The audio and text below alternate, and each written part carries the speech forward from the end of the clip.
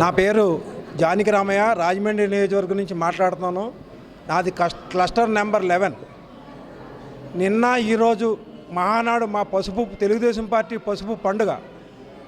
దీన్ని ప్రతి సంవత్సరం ఎక్కడో చోట జరుపుకోవడం ఆనవాయితీగా వస్తుంది.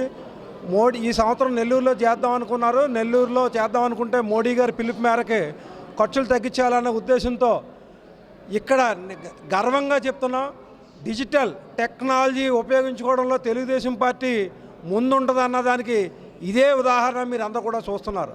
ఇక్కడ డిజిటల్ విధానంలో 2 రోజుల నుంచి కూడా నిన్న ఈరోజు కూడా ఈ డిజిటల్ విధానంలో మేము మహానాడిని సక్సెస్ఫుల్గా చేసుకుంటున్నాం.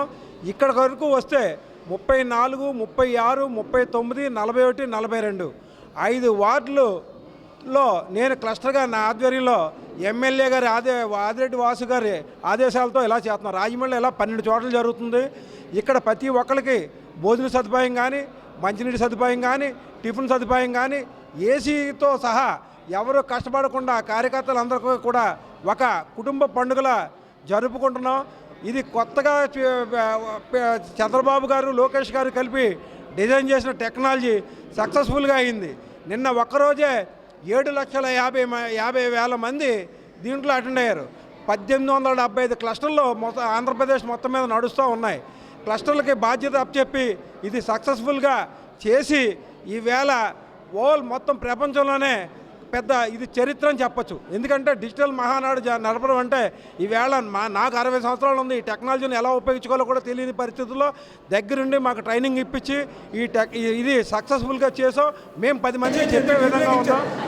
ఈ పద్ధతి ఈవేళ ఎన్టీ రామారావు గారి పుట్టినరోజు ఇచ్చారు. దాని సందర్భంగా ఈవేళ ఇక్కడ కేక్ కట్ చేయడం కూడా జరిగింది. గణపతి గారు వచ్చారు, ఇలాగే ఎమ్మెల్యే గారు కూడా రాబోతున్నారు.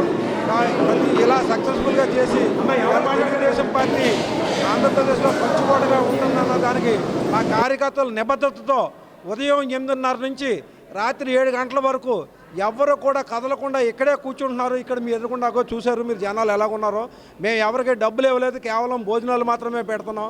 మేము ఎవరికి మా పార్టీ విధి విధానాలు మాత్రమే ఇక్కడ వివరిస్తూ మొత్తం పైన నాయకులు ఏమేమి మాట్లాడుతున్నారో అవన్నీ కూడా చక్కగా ఆవగింపు చేసుకుని భవిష్యత్తులో ప్రజల్లోకి ఇంకా సక్సెస్ఫుల్గా పథకాలన్నీ బయటకు తీసుకెళ్ళి తెలుగుదేశం పార్టీని ముందుకు తీసుకెళ్తామని చెప్పేసి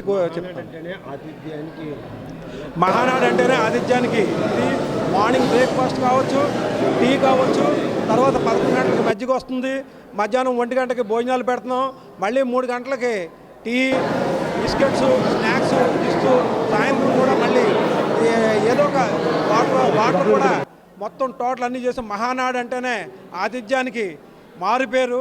చక్కగా నిన్న సరదాగా మా ఎమ్మెల్యే గారు భోజనంతో పాటు మామిడి పళ్ళు కూడా పంపించారు. చక్కగా అందరూ పెళ్లి భోజనంలా చేసాం మేము అందరూ కూడా.